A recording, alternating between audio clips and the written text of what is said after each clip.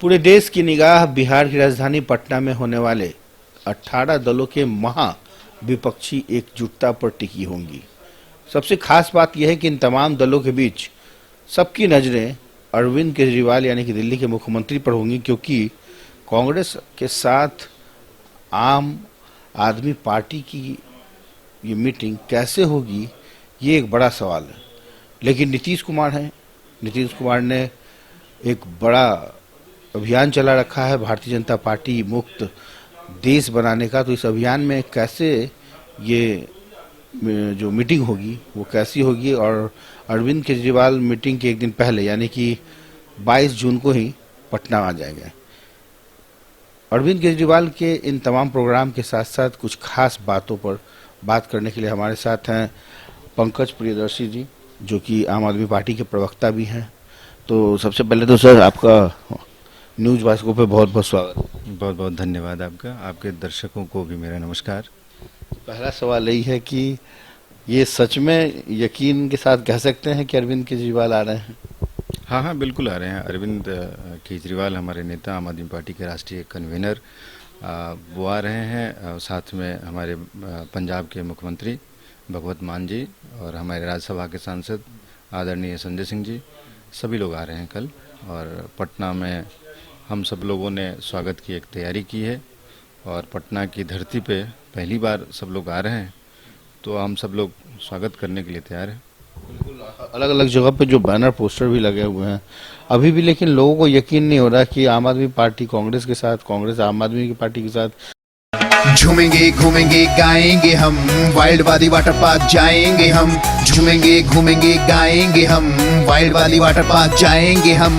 Water park में full on fun करेंगे, family संग वाइल्ड वादी चलेंगे। वाइल्ड वादी एंड अम्यूजमेंट वाटर पार्क एक नए अवतार में, तो तैयार हो जाइए वाइल्ड वादी में अनलिमिटेड मस्ती के लिए। यहाँ लॉकर और कॉस्ट्यूम का कोई चार्ज नहीं, साथ ही 33 फीट की हाइट से मल्टी लेन और बर्ड पार्क। क्योंकि आपके पार्टी के निर्माण का जो आधार था वही कांग्रेस के खिलाफ था।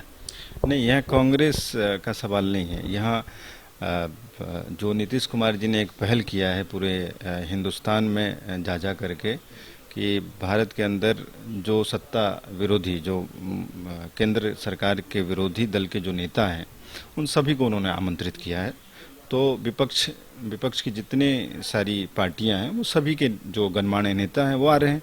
लिहाजा हमारे मुख्यमंत्री भी आ रहे हैं, चूँकि हमारी भी पार्टी राष्ट्रीय पार्टी है और राष्ट्रीय पार्टी के हमारे राष्ट्रीय नेता हैं, तो उनको भी आमंत्रण गया था नीतीश जी की तरफ से, तो वो आ रहे हैं।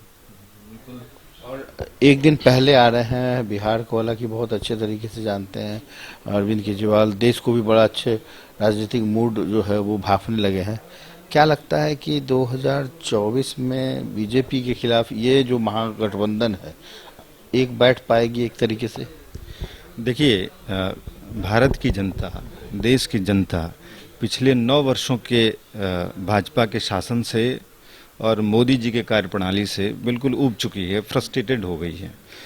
पूरे हिंदुस्तान के अंदर बेरोजगारी का जो आलम है, महंगाई चरम पे है, लोगों की जो माली हालत हो रही है उसको समूचा देश देख रहा है और जी रहा है। और इस देश की जनता ये चाह रही है कि 24 में बदलाव हो, और देश की जनता जो चाहती है वही होता आया भी है। तो जो देश की जनता और देश का जो मूड है उसी को लेकर के ये जो बैठक है वो आहूत हो रही है, और मुझे पूरा यकीन है कि 24 में बदलाव होगा और मोदी जी की सत्ता जाएगी और इस देश के जो लोग हैं वो चुनेंगे अपने प्रधानमंत्री को। और निश्चित तौर पे मुझे पूरा यकीन नहीं, विश्वास है कि आने वाले समय में 24 में बदलाव होगा, देश के अंदर बदलाव होगा और लोगों को, देश के लोगों को एक लोकप्रिय प्रधानमंत्री भी मिलेगा और जो देश को अच्छे तरीके से चला सके। आपने कहा लोकप्रिय प्रधानमंत्री, तो क्या लोकप्रिय प्रधानमंत्री अरविंद केजरीवाल के तौर पे भी मिल सकते हैं? देखिए, ये कहना तो बड़ा मुश्किल है। जो देश की जो जनता है वो जो चाहेगी वो होगा।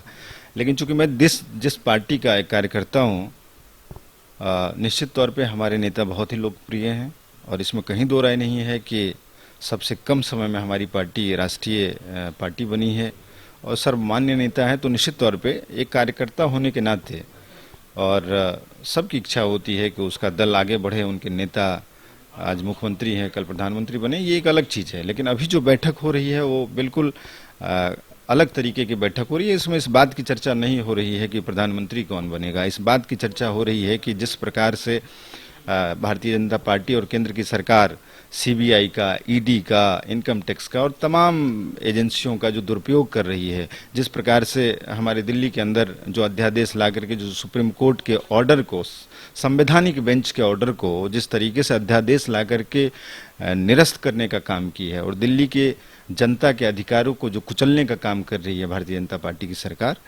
उसको लेकर के हम सभी लोग बहुत ही आहत भी हैं और कंसर्न भी है। उसी को लेकर के ये एक बड़ा मुद्दा है। उसको लेकर के आपने देखा भी होगा कि विगत कई दिनों से, जब से ये अध्यादेश आया है, हमारे सीएम साहब, हमारे राष्ट्रीय नेता, वो तमाम दल के नेताओं से मिल भी रहे हैं, व्यक्तिगत तौर पे जाकर के इसके पक्ष में लोगों को लामबंद भी कर रहे हैं, उनसे सहयोग भी मांग रहे हैं और सब जगह सब मुख्यमंत्रियों से मिल रहे हैं।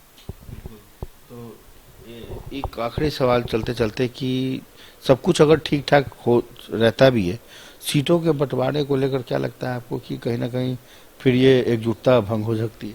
नहीं, मुझे ऐसा नहीं लग रहा है। देखिए, देश के अंदर जितने परिपक्व और जितने नेता हैं वो सभी एक साथ बैठेंगे और निश्चित तौर पे जब जनता की बात आती है और इस तरीके की बात आती है तो ये सब चीज़ें पीछे हो जाती हैं कि कौन कितनी सीटों पे लड़ेगा, कहाँ से कौन लड़ेगा।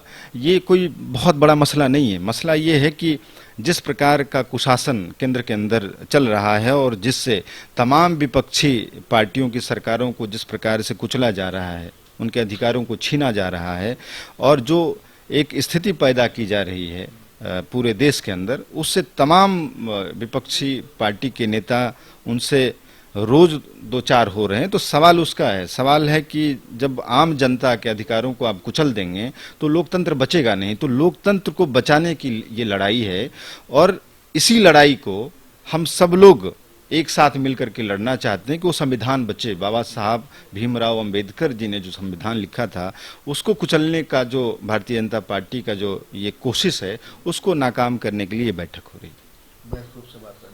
बहुत बहुत शुक्रिया, धन्यवाद। देखा आपने, अरविंद केजरीवाल और पूरी टीम बिहार के दौरे पर है। राजधानी पटना में एक बड़ा महाजुटान जिसको कह सकते हैं कि नीतीश कुमार और तेजस्वी यादव ने जो पहल की है, उस पहल के तहत 23 जून को राजधानी पटना में महाविपक्षी एकजुटता का अभियान होगा और ये अभियान वाकई में अपने आप में ऐतिहासिक होगा। कैमरा पर्सन राजेश के साथ कुमार गौतम, न्यूज़ 22 को पटना।